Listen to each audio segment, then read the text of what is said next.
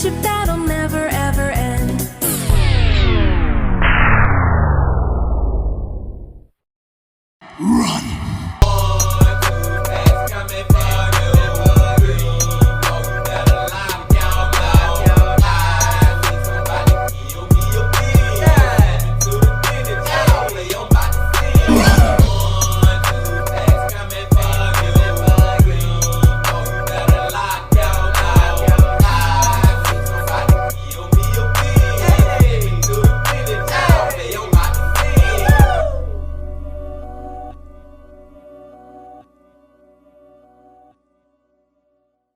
It's a beautiful day in the neighborhood. Reaction Beanie Yo 435. Chat in the neighborhood. My brothers and sisters. It is that time once again to get into one of these true crime, horror, dark, deep, and mysterious what the is going on type of videos. And today, we going back to my brother from another mother. And that brother is Jose Ortiz from Evil Intentions. Back to Evil Intentions, y'all. And the title of the video is Torched Alive in a Token Booth While Travelers Watched. Subway Stories. The story of Harry Kaufman. Now, the main thing that I'm just wondering in my brain, y'all, from just the title is, why were they just watching while he was being torched? Now, the most logical explanation or reason or answer that I can come up in my brain with is he was locked inside the token booth. Like, they couldn't get inside, even though they seen him being burned alive, torched alive. You know what I'm saying? They couldn't get in there and save him, even though they wanted to. That's the only thing I can come up with, y'all. But I don't know. But we're about to see. But before we see, my brothers and sisters, y'all know what y'all got to do. Get whatever you might need. Get what you need, please. We back to Jose Ortiz from Evil Intentions. Y'all got what y'all need. Y'all ready to go? Then let's go.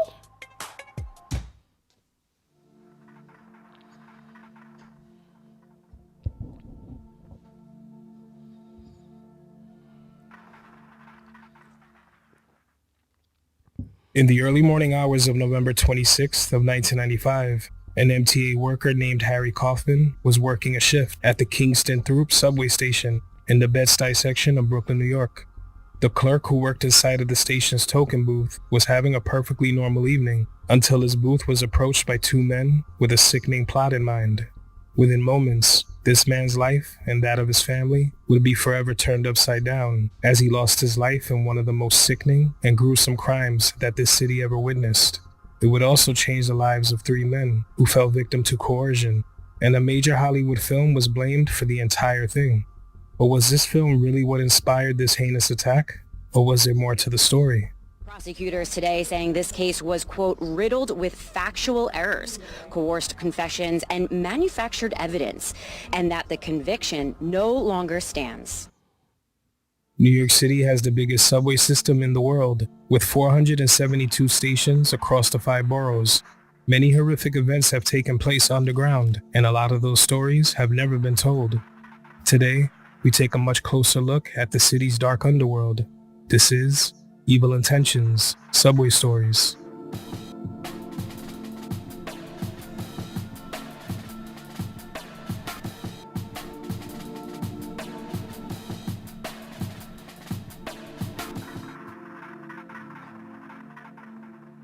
Get whatever you may need.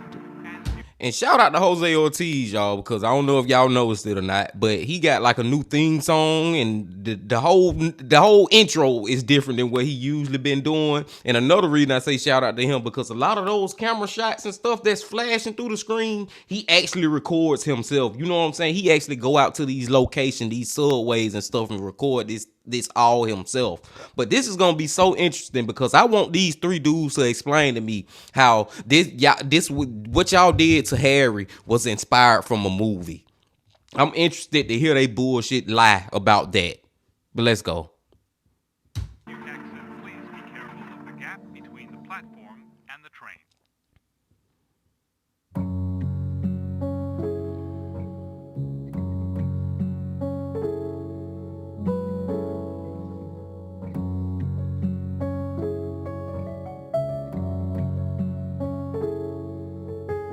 Harry Kaufman began working for New York City subway system sometime in 1973 in the borough of Brooklyn, New York.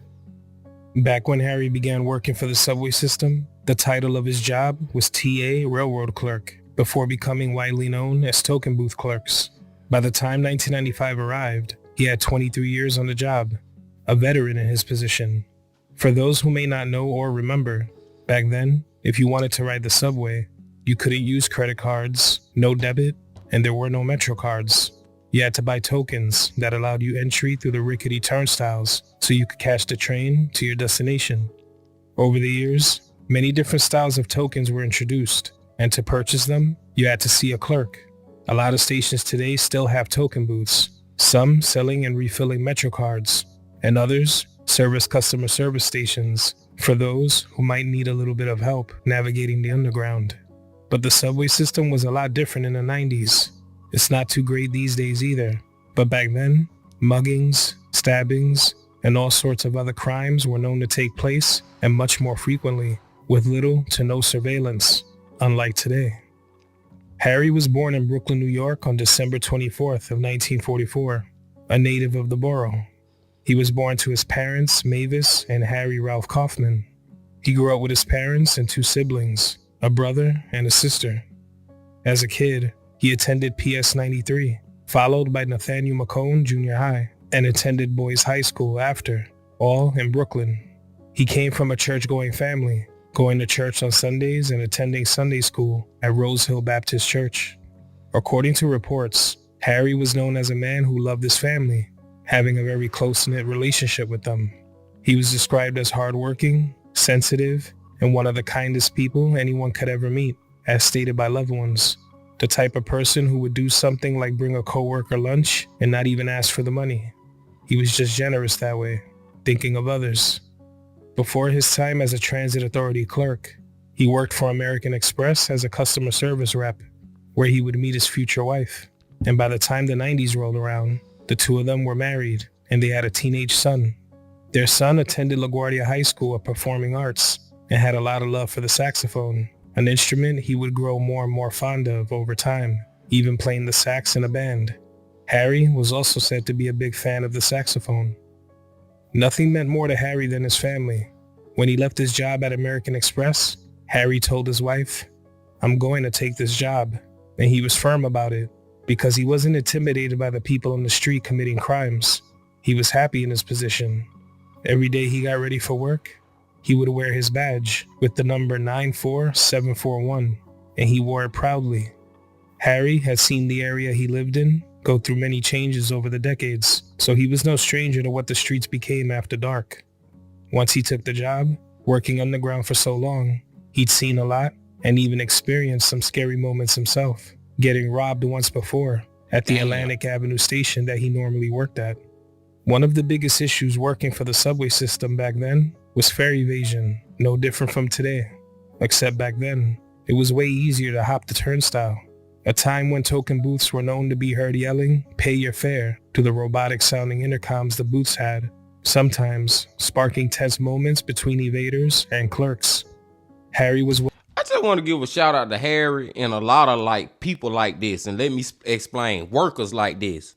People who know that they are working in, I don't want to say a dangerous or unsafe environment, but it could potentially be unsafe and dangerous at the same time. You know what I'm saying? Like you working somewhere where bad stuff tends to happen more than if he would have kept his job working for MasterCard. You know what I'm saying, man? Like he put his, I hate to say this because of what ended up happening to him, but he put his life in more danger by taking this job compared to his last one. And I'm just saying, like, shout out to him for doing that, and shout out to everybody who have these jobs where they know that crimes are more likely to be committed where they working at. They're in a more dangerous environment. Let me just go on and say it. Yeah, in a more dangerous environment, but they still take that job because if people didn't take those jobs, then how in the hell would the subways run? at 12, 1, 2, 3 in the morning or whatever time they run. Y'all get what I'm saying though, man. Like, and shout out to all y'all, man, that got those type of jobs where you know you could be in some sticky situations and you may see some crazy things, but you still take that job, and without y'all, life wouldn't go on. And y'all are necessary. Let's go. Well aware of the headlines over the years, articles that spoke of the many victims on the ground, some of them doing the same exact job as him. He was familiar with the dangers that came with his job in the Bed-Stuy area, but it was worth it to Harry. He was working as much as he could because his goal was to continue saving money for his son's college tuition. He was very respected for his strong work ethic.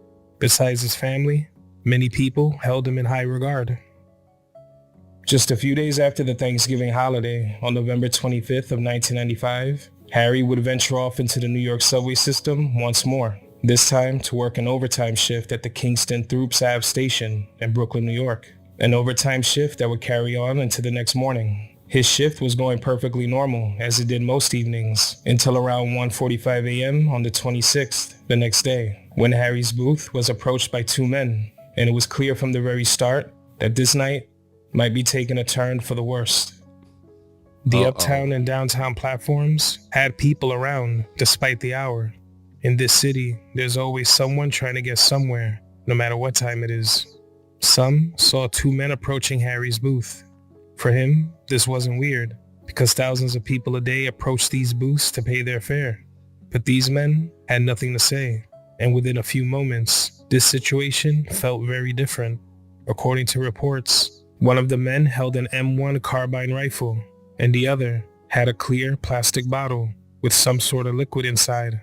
This looked to be another robbery, except this time, no words were exchanged. The man with the bottle would pour the liquid into Harry's booth via the small open space, normally used to exchange cash and tokens. He then struck a match and threw it into the booth. It would be mere seconds before the inside of Harry's booth was up in flames, with him having no time to escape. What the fuck? Now, this ain't how I expected this to go, y'all. I was under the impression that they were just trying to rob him and maybe he was resisting, or you know what I'm saying, like trying to fight them off, and then they just got mad and set him on fire. But it seemed like this was their intention. This was their evil intention from the very beginning, to go up to this man's booth and just randomly put gasoline. I'm assuming that was what that was in that bottle, gasoline or something highly flammable, either or, and throw a match in there and just set them on fire. They didn't even care about no money. Then one of them holding a gun, like they was on some crazy-ish. I didn't expect it like that. I thought their true motive was to try to rob him or rob the booth, the token booth, get all the money out the token booth or something. I don't know, y'all. That's just crazy. But let's go. The intense flames would cause an explosion, demolishing the entire booth, with Harry inside. He was thrown from the booth from how intense the explosion was, and his entire body was up in flames as he lay unconscious. A few moments after, he would wake up feet away from where he last was. Horrified onlookers watched from the platforms, and they couldn't believe what they were seeing. Some of these people who watched Harry as he was on fire, running and screaming, knew Harry from their daily commutes. They heard the explosion and watched as the entire booth fell apart, and they watched as Harry did his best to stop himself from burning. Someone would make a call to 911 from a payphone, and a radio call was sent out as quickly as possible. The call stated that there was a man on fire near the token booth. Two officers in a squad car not too far from the scene were the first to respond to the call. They drove as fast as they could, speeding down Utica Ave, quickly coming upon the Kingston Throop station. They exited their car and approached the stairs to make their way down, and they could already see and smell the smoke. Out of the smoky staircase emerged Harry, who managed to somehow make his way up to the street level. He landed right in one of the officer's arms, and his entire body was charred and still smoldering. All of his clothing had been burned off, except for his underwear, and part of his shirt was burned to his back. Harry was able to speak and tried telling the officers what had taken place. He would say, "Help me. They blew up my booth. I want my family. This is elfed up, man. This is elfed up, y'all. Hey, I just want to give him a shout out to even be able to to be able to get up to street level. That took a lot of willpower, a lot of fight to live power. You know what I'm saying, man? And I got more context now from the title, because like I was thinking that he was locked in the booth and he burned alive in the booth or whatever. But no, the freaking booth blew up. So that's another crazy part. And I guess the travelers, they couldn't do nothing. They couldn't do nothing to save this man.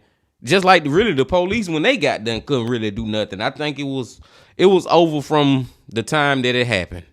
But let's go. He wasn't in good shape, and they knew that if they waited for EMS, Harry may not make it. They had to get him to a hospital as soon as possible. They made a fast decision and lifted Harry, and as they did, anytime they touched him, skin came off. The back of their squad car has skin and blood on it from them trying to get Harry into the car. Once he was inside, they drove as fast as they could. As they sped toward the hospital, Harry would say, "I'm hurting. Please hurry. Don't let me hurt." He was rushed to Cornell Medical Center to be treated right away.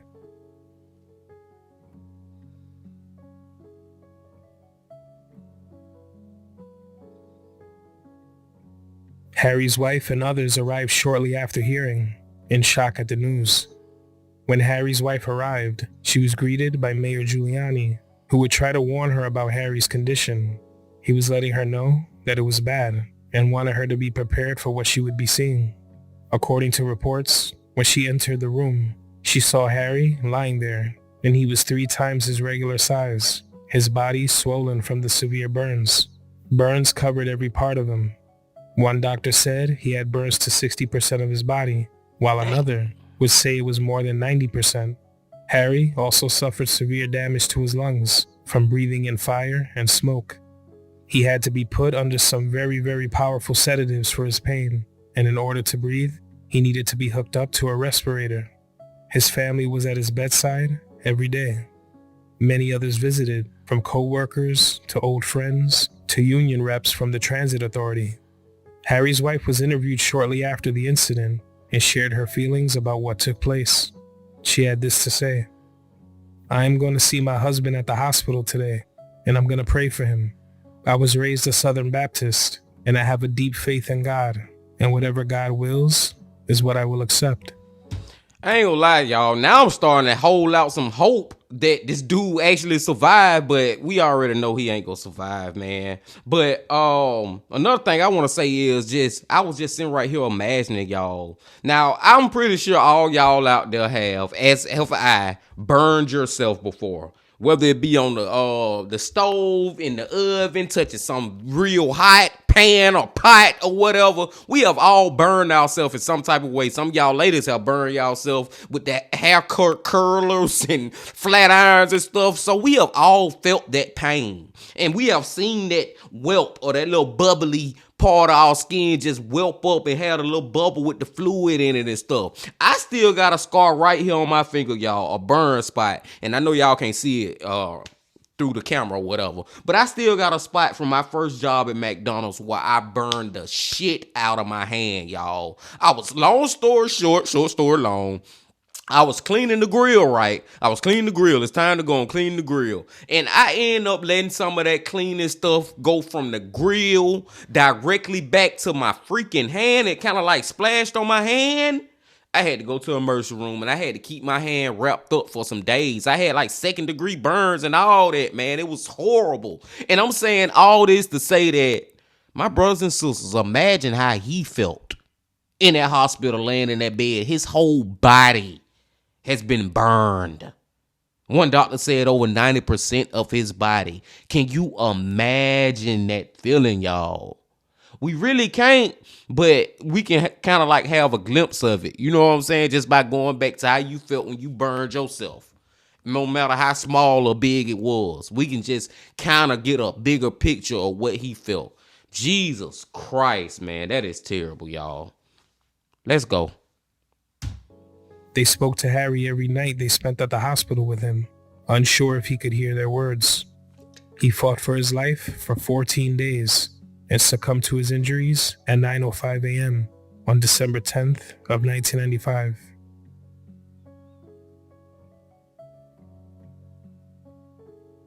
Family members would gather at the Kaufman household to pay their respects.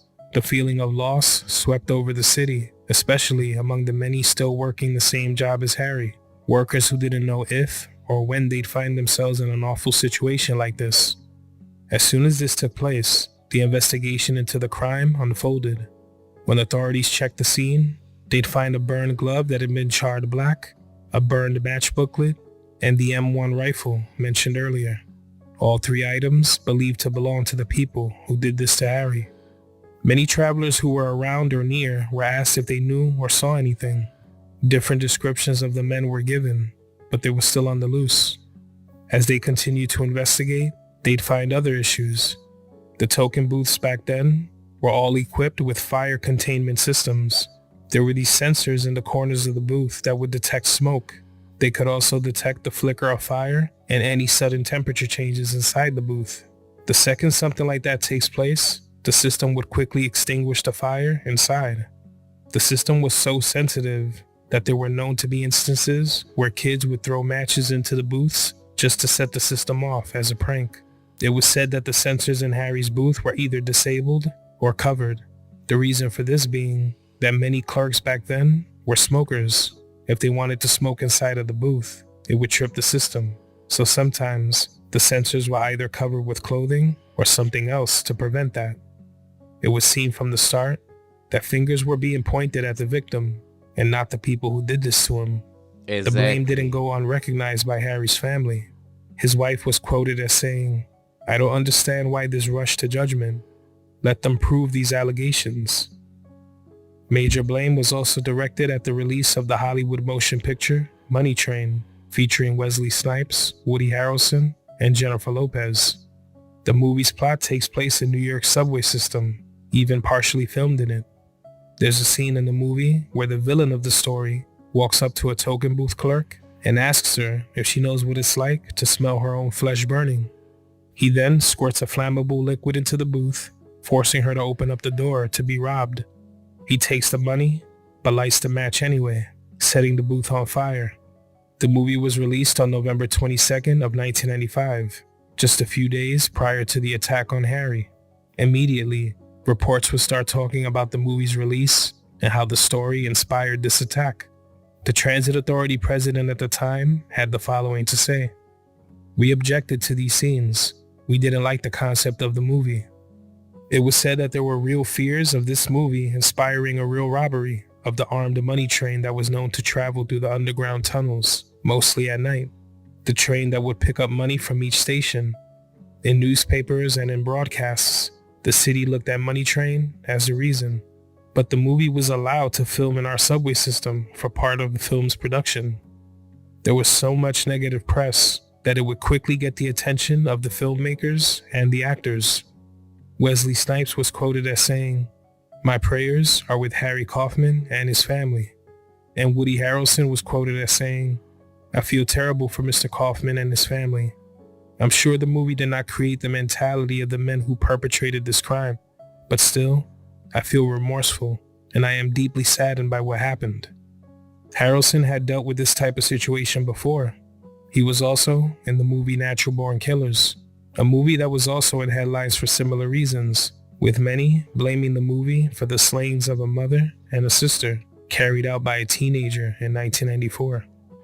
I just gotta stop it real quick, y'all, for two things, man. Number one, on a serious note, I know that movies, songs, videos, pictures, social media, they do influence people to do crazy stuff. You know what I'm saying? That people do get inspired by the stuff that they watch, hear, and see, or whatever. You know what I'm saying? So I'm not denying that, but it don't change the fact of what happened. I don't care what you got inspired by, what inspired you to do this. The fact remains that you did it. So you need to be held accountable. You know what I'm saying? So none of that is really that relevant to me. Like, I don't care why they did it or that they was inspired to do it. I just care that they actually did it, man. So get their ass the life penalty. I mean, I put both on together. Give them the life sentence or the death penalty. But on another note, y'all, I have never seen the movie Money Train, and I just realized when seeing these little different clips and stuff, I know that's Wesley Snipes from White Man Can't Jump, but the white dude is the dude from White Man Can't Jump too. I never knew they did another movie together. What his name is, Woody or something, the white guy.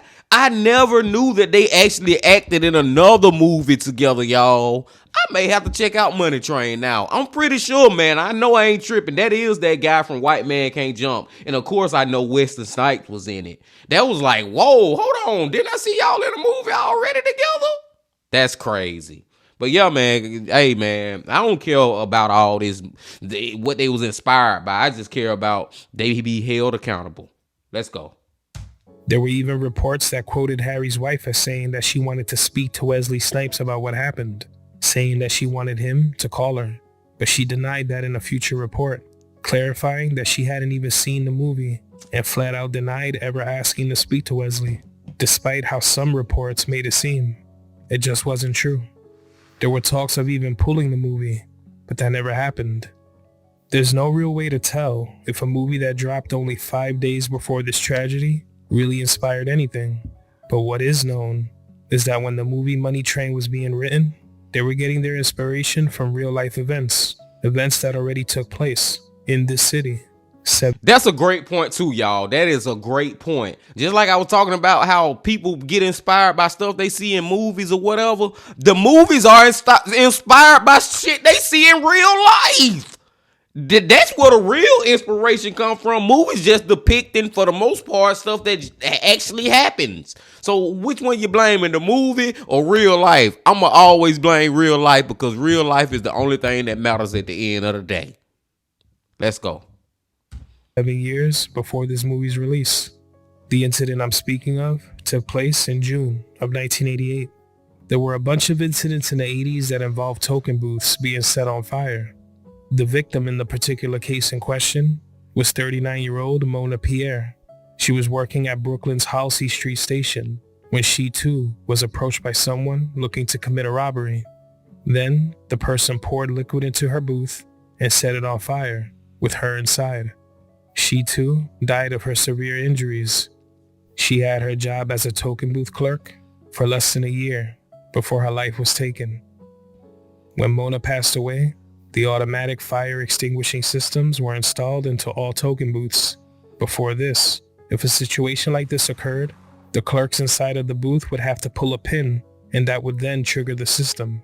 Those systems were installed sometime in 1981, and a great deal of them didn't work properly. So it wasn't as if there was this solid system in place at that point.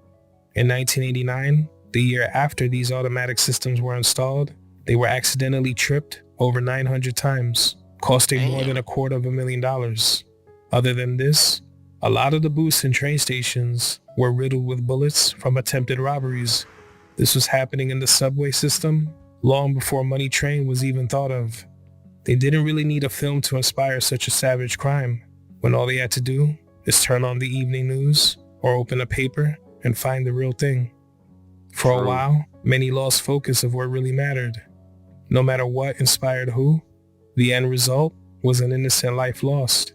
Many people in Harry's position had spent years speaking of the lack of protection when it came to working underground. Fires, shootings, robberies, workers were victims to all of the above, and not much had changed. Something needed to be done, and fast.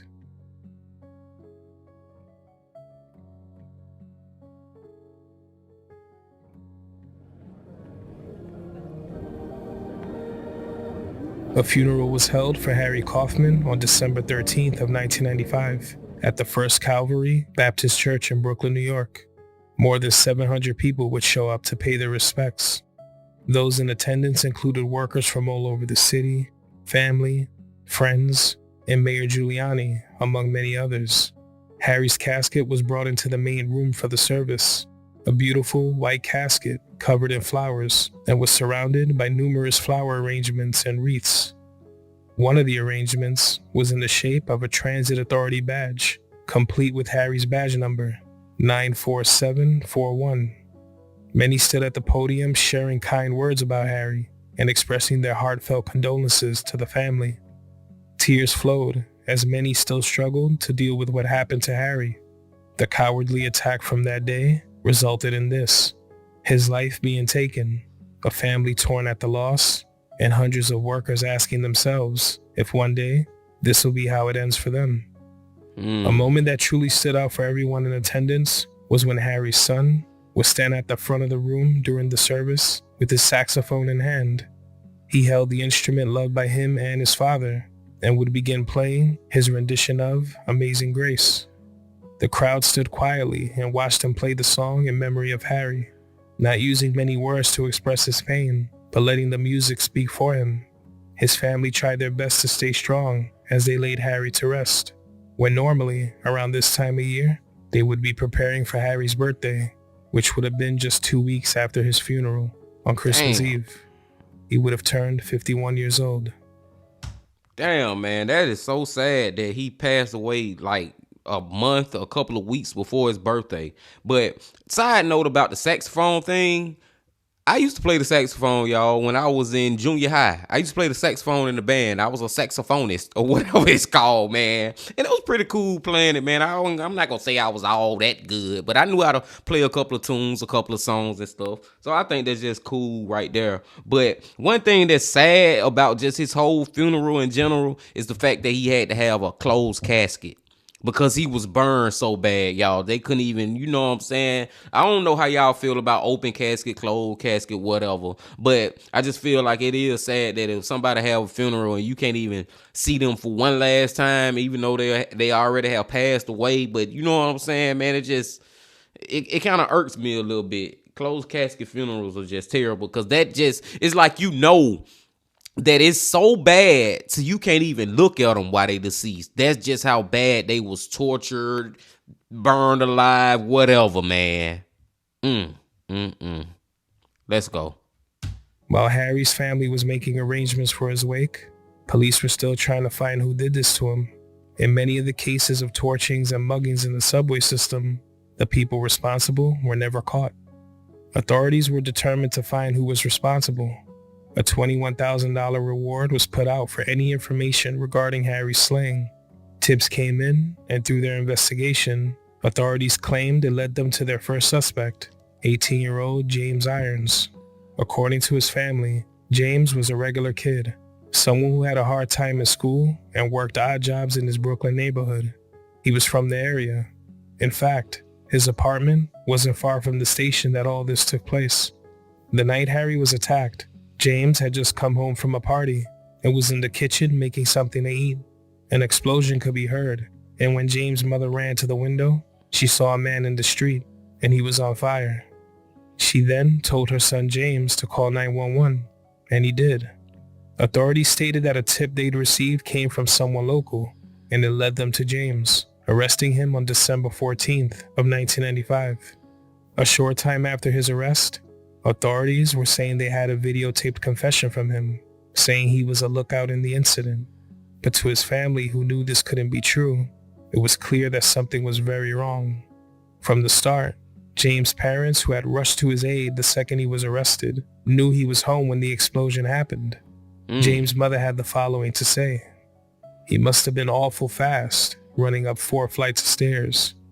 In other words, saying he couldn't be in 2 places at once. James' stepfather would also say that his lack of book smarts could have easily left him open to being tricked during questioning, something we've seen before, when certain methods are used to get the answers that authorities want.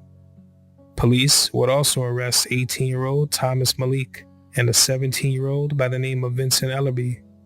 Police managed to get confessions from them too, but from the start of all of this, things fell into place strangely, and it was very reminiscent of past events that garnered the same level of attention.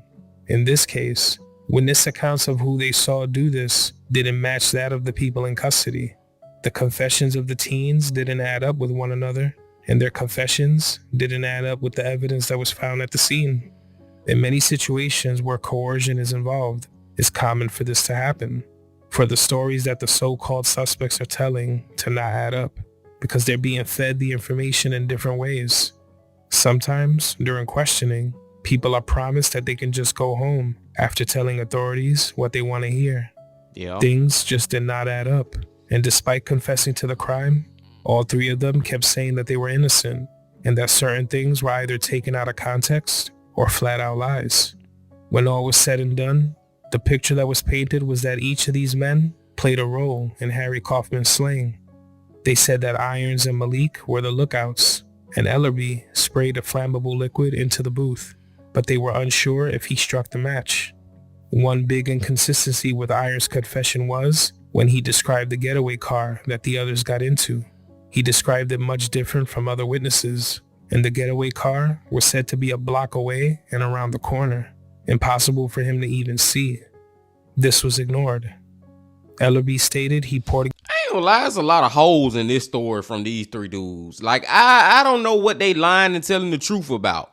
Like, they telling the truth when they confess, saying that they did it, but then they say they innocent. How you gonna say you did it, but you innocent at the same time? Like, these dudes confusing the hell out of me, man. And it's so sad to know that two of them are 18-year-old and one of them was 17 years old. So it's like, bro, they are freaking kids who did this. They are teenagers. Now, I know in most states, probably all the states in the United States now, I don't know, but 18 is the legal age where you are adult or whatever. But to me, 18, you still a freaking child, man. These was children who did this. And the way the story going from them, I don't know if they did it or not. I feel like they did do it, or at least one of them or two of them had something to do with it. The one who the parents claimed that he freaking was in two places at one time. Like, how could he have been down there as a lookout when we seen him up here our apartment at the same time that this supposedly happened? I don't know, y'all. I'm confused on this one. I ain't gonna lie, man.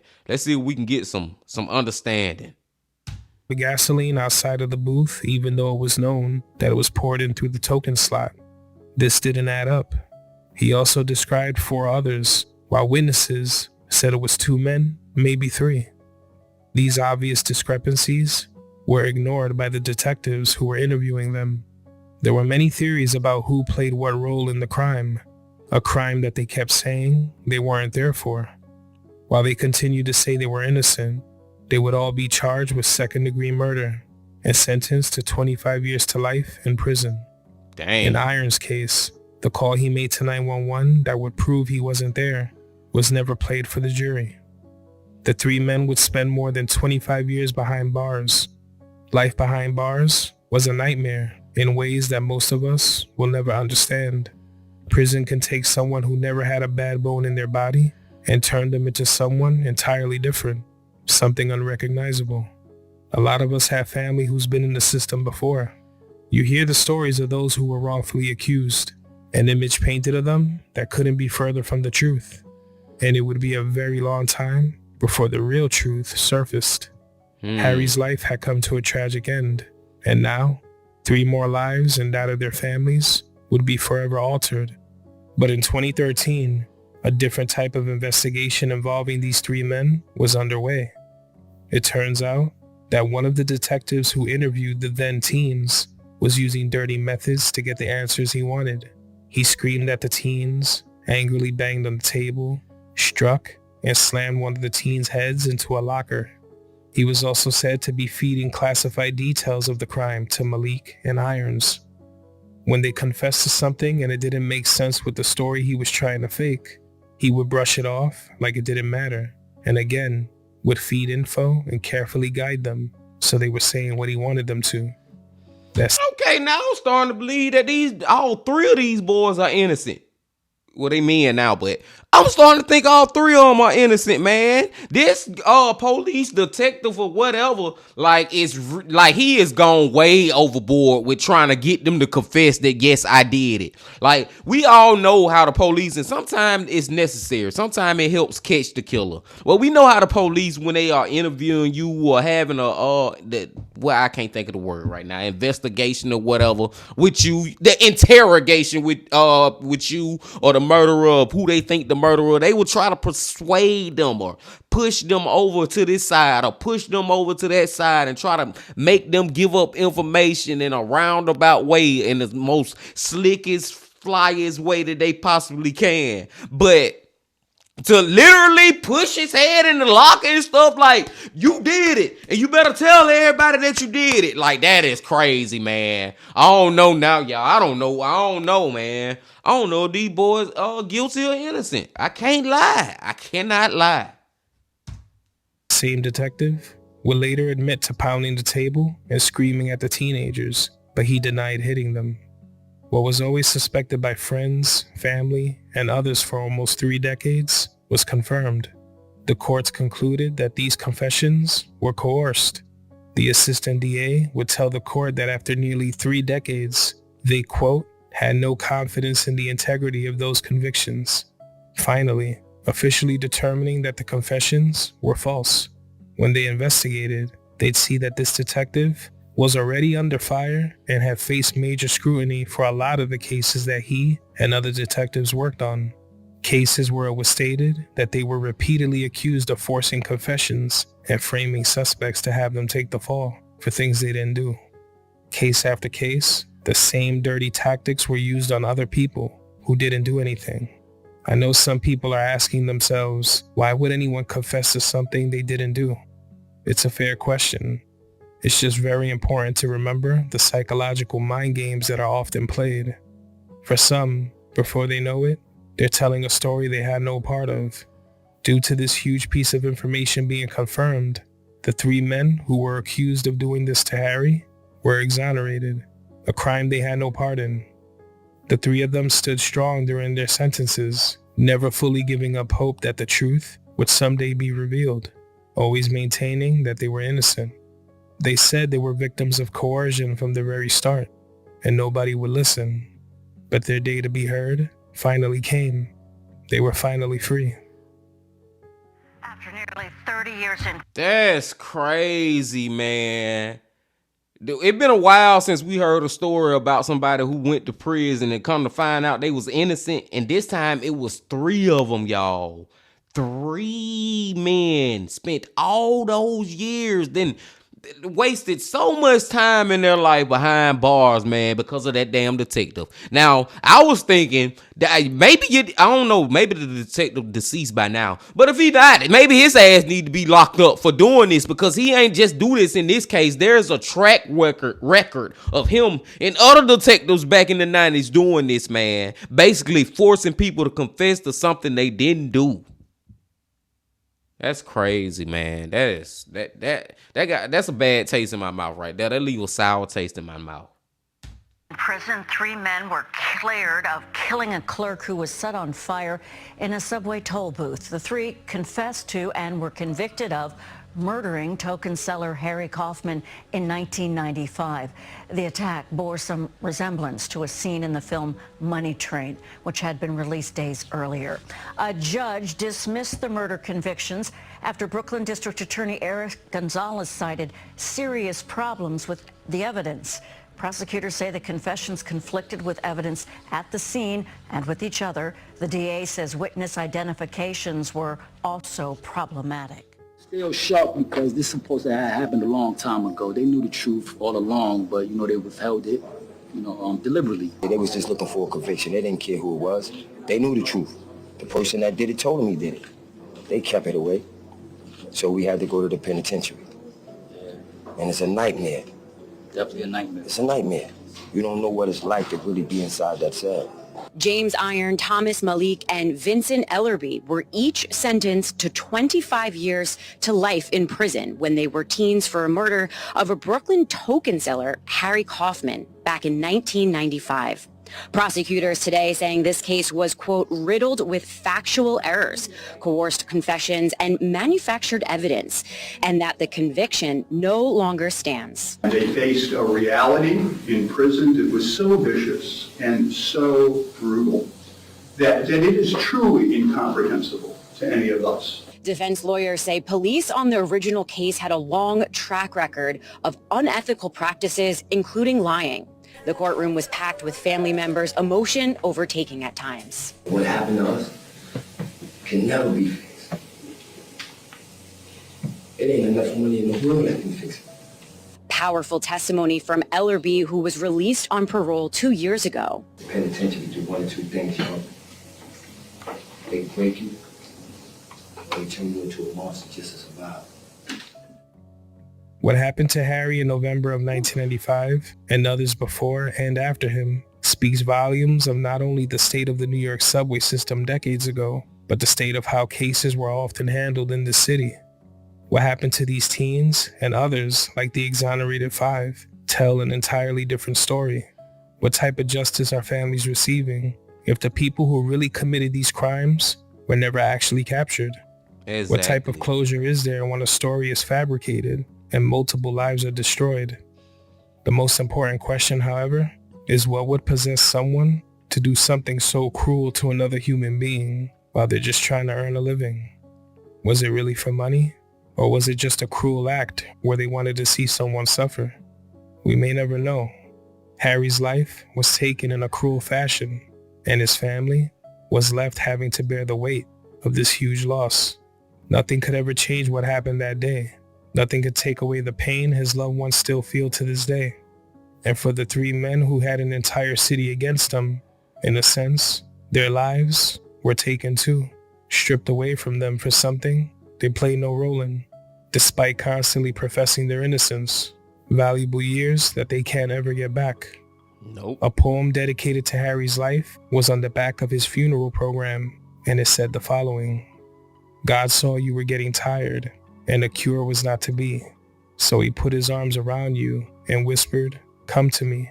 With tearful eyes, we watched you and saw you pass away. Although we loved you dearly, we could not make you stay. A golden heart stopped beating, hard-working hands at rest. God broke our hearts to prove he only takes the best. My deepest condolences go out to all of his family and his loved ones, and rest in peace to Harry Kaufman, who lost his life underground. He won't be forgotten. Nope, Harry, you won't be forgotten, man. With great people like Jose Ortiz, you know, telling us the whole story about you, man. Rest in peace to Harry Kaufman, y'all. But, man, I cannot believe that 3 of them, it was 3 that got, man. It's just so sad to me, y'all, that these dudes spent like 30 years in prison for something they ain't do. Wasted all that time of their life for something they ain't do. Like, that is just, it kind of got me like at a loss for words at how just horrible that is. And like one of the guys was saying, when the dude with the low haircut was saying, when he was standing up and talking about how prison is either 2 things prison gonna make you do. It's gonna break you, or it's gonna turn you into a damn monster to be able to survive in there. Like, it has scarred them forever, man. And they have wasted so much time in their life in there. And I know some of y'all out there. Now, I ain't gonna lie. I'm gonna tell the truth too. I'm not 100% sure that they didn't do it, or one of them, or 2 of them, or somebody had involvement in it. I don't know, y'all. I still got a little small feeling that one of them may have, but I don't even really want to like focus on that part. I'm glad Jose told a story like that, because we need to know about them being in prison all that time, then end up getting out. But the part of the story that I want to focus on is, who did it? Like, is there a person out there who got away with this ish and was never caught? And then one of the dudes was saying when they was interviewing him, he was like, they know who did it. They been know who did it, but they just ain't want to charge him or whatever. You know what I'm saying? So is it a person out there who really got away with this, y'all, and they had to suffer for it? I lean more towards that being the case. But all I'm saying is, playing devil's advocate or whatever may have you, it's a possibility that they could have did it too. I'm not 100% ruling them out, but I feel like the justice was served, man. Justice was served, man. At the end of the day, I do feel like they didn't do it. Like I said, I ain't 100% either way, but if I had to give a percentile real quick, I'll say maybe 85% sure that they didn't do it, thinking they didn't do it, but it's still that 15% that leave me like maybe they did. But I'm just like, at the end of the day, y'all, who out there been free for freaking all these years and never got caught for this if they didn't do it? You know what I'm saying? Like, that's the justice that I wish was served, that we actually knew 100% who did it, or as close to 100% that we can get who did it. You know what I'm saying?